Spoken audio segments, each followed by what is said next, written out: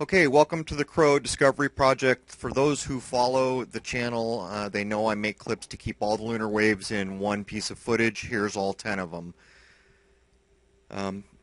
For those of you that follow me all the time, you will have seen much of the footage in this clip, but you will not have heard the things I'm going to say. What I'm going to talk about here is what we know about the lunar wave, and I'm also going to go on the record as claiming discovery rights as of September 26th, and I think it's 8:30 at night in 2012, the first time that I shot the lunar wave just after the fall equinox. So to get into what we know about the waves, most of the wave filmings have been near equinoxes, very near equinoxes. Even this last filming from Berlin, Germany, in March we're going to have an equinox here. This one is maybe the furthest away, but I believe we had one that was just after the summer solstice in June. I think it was less than 30 days away from the summer solstice, but most of them have been filmed at equinoxes.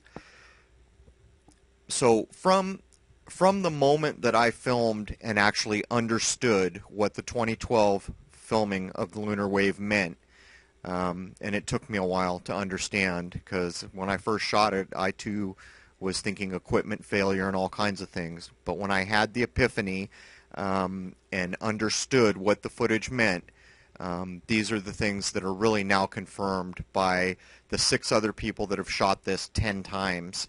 10 pieces of footage shot by 6 independent systems, 2 from Germany, all the rest shot in the United States. We know for a fact that 2 of the clips that I shot prove that the wave does not cross the video frame, that it stops at the edge of the moon. In those 2 clips there's enough ambient light, and in the September filming, we're in the summertime, that was shot at 8:30. It's just not completely pitch black yet out here, and even with a full moon, depending on what your camera settings are, you can have enough ambient light so that it's not jet black. So that is one of the first things we know. We know for a fact that this is local to the moon, and it's not just my footage that shows this. As you go through and watch the videos that are running in the background of this, it becomes pretty evident. But again, if we reference the 2012 footage, a year after I shot that, when I got better video tools and I began to run filters and other things, you can see a pulse that wraps around a sphere. You can see that the wave, because in that footage it is the most dominant and easily seen wave of all the footage that I've done, you can see a bow in the wave as it travels over the sphere of the moon, particularly when it starts to cross the equator. And I have measured the bow, and if you follow my channel, you understand that each pixel has a distance value, and that is completely dependent on the system that's shooting it, whether you're doing video or stills, and also on what the distance of the moon is. But nonetheless, those pixels have a distance, and it's not insignificant, and so a bow of even just a couple pixels can really be quite a distance. A lot of people ask why we don't see stars in moon footage, so I want to address that so that everybody understands the reason.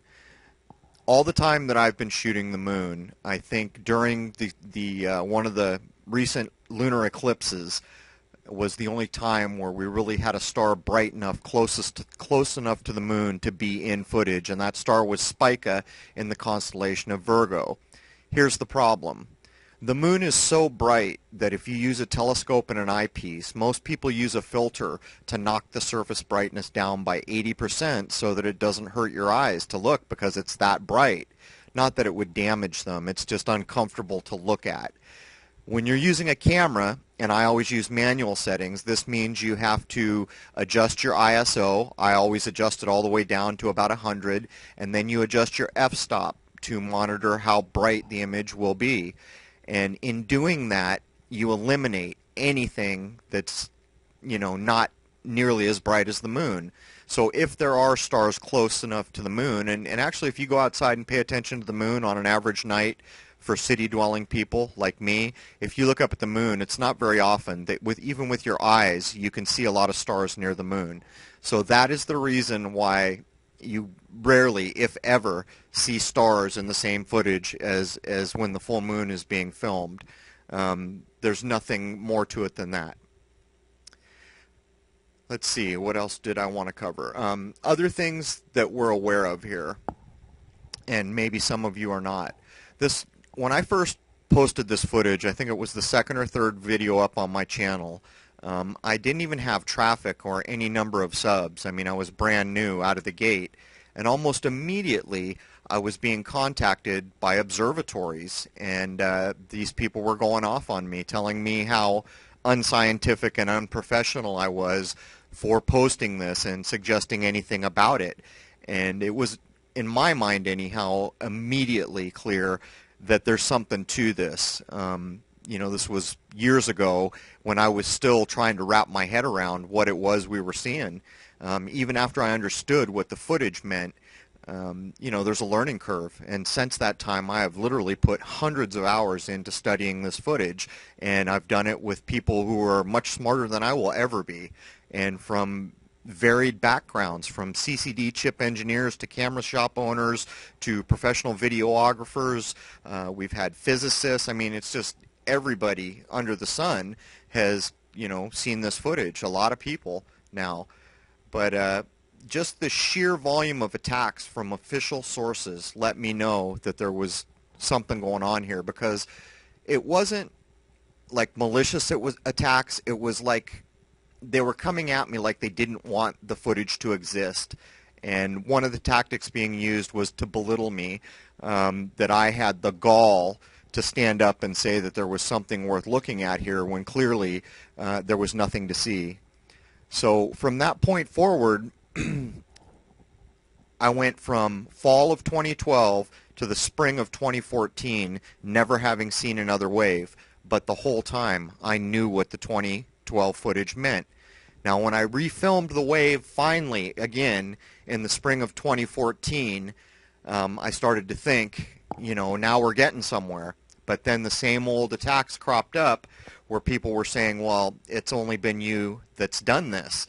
And even though I was using a different camera and different equipment, it didn't matter. People were saying you have to have more people do it. And finally, we got the German footage, the first German footage, which confirmed the wave. I spent 4 days vetting it, and I understood that I was 90-something% sure that he had captured the wave. So as time went on, more and more people shot it. Then the attacks became that didn't matter. We had to have 2 telescopes simultaneously shooting the moon to do this, which I agree. It would be great if that could happen, but the problem is I went from fall of 2012 to spring of 2014, so it's not exactly like we can just pick a night, go set up a couple telescopes, and do this. And the other problem is, you know, beyond the hours that it takes, is if I wanted to try to do this, having storage space for that many high-definition digital files for me would be a problem. I just wouldn't be able to store it all. So we needed another independent filming, which came. It just hasn't been simultaneous yet. Having said that, there is no doubt in my mind, after what's happened, you know, now that we have 10 pieces of footage that show this wave and 6 people who have done it. And by the way, many people have reported that they've visually seen it through eyepieces, binoculars. South Africa, Ohio, all places all over the world have contacted me to say that they've seen this. This isn't going away, and in my opinion, the lunar wave is a big deal. Maybe a big enough deal to be a game changer. Which brings us to the next problem.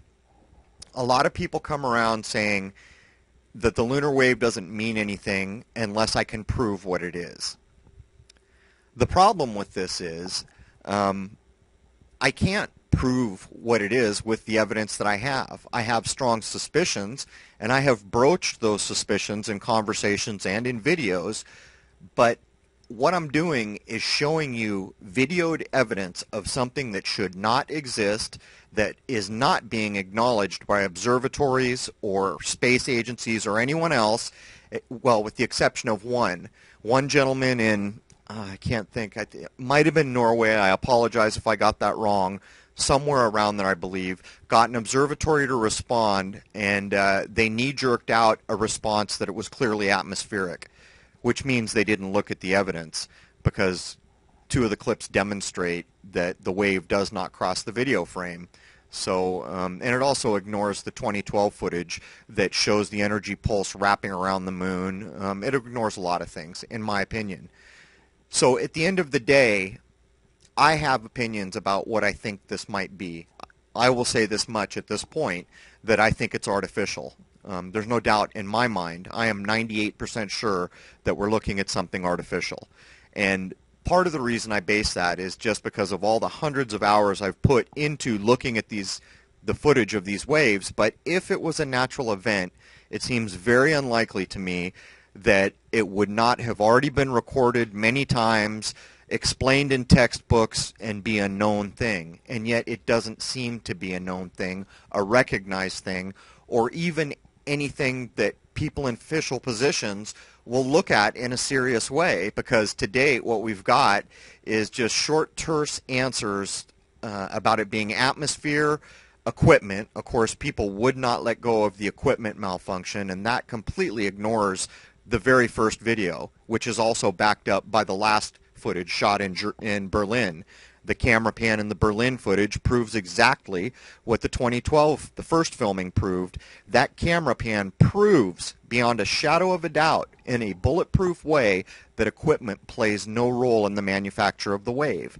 It's just not possible. And the camera pans prove that. And it's so important, as a matter of fact, that when Croat and I are out there shooting, we both understand that if we see the wave, we have to pan the camera as quickly as we can and, you know, try to get movement into the frame so that it's not just a locked shot. And, you know, that makes for some tedious viewing. But at the end of the day, no official of any kind has responded in a meaningful way. No officials that I'm aware of have studied this footage in a meaningful way. Although I will add, I guess some people who were following my channel brought it into astronomy classes to their professor, and it was discussed there, and I understand that it was decided that it was interesting footage. I don't know too much beyond that. The point here is this. This is a real event. It's local to the moon.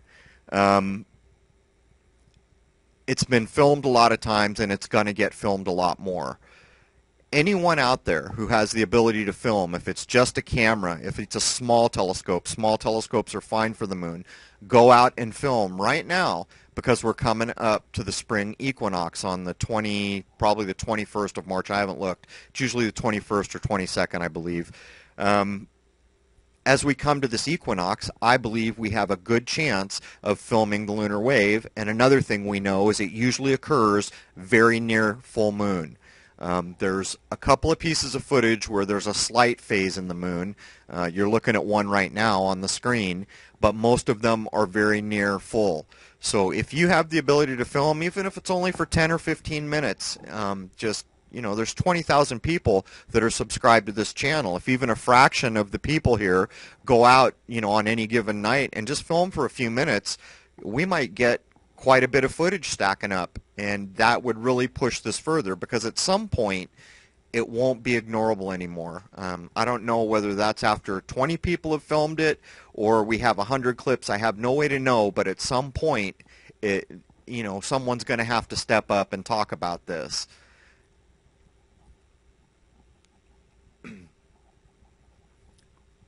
Just a second, I'm fixing my mic here. Okay, so we're coming down to the last clip, which is going to reiterate the 2012 footage. Here it is. This has always been the gold standard footage.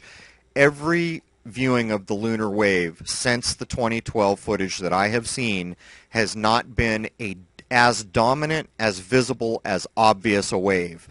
And Croat and I have considered that maybe they were aware it got filmed and there's been an effort to make it less visible, because some of the clips, I mean, the wave's going by in 1 or 2 seconds each wave, and they're much more clear than the wave you see in this footage you're looking at right now. It's hard to know, but I am convinced that this is artificial. There's no doubt in my mind it's artificial, and I guess I won't go too much further than that for now. At any rate, there it is. There's what we know about the lunar wave. Here's all 10 captures to date. I hope we can get response from somebody in the real world. I suspect that response will be either atmospheric conditions, which ignores evidence, or equipment, which ignores evidence. I still to this day have people commenting, which have been on my channel for some time, saying equipment. And it just gets a bit old because the evidence demonstrates that it's not equipment. This is a big deal, I believe, and I suppose there's a chance that I'm wrong. But I don't think I'm wrong. I think this is going to end up being a big deal, and I think that it will be famous someday. I hope I'm alive to see that day. At any rate, thank you all for following me and watching this clip over again. I know it gets tedious, but I wanted to get all 10 waves in one clip. And actually, thank you all for subscribing to the Examiner. Just since the last clip that I posted today, I've already got more people subbing, and that really helps. It allows me the freedom to film and to be near my equipment to film when I need to film.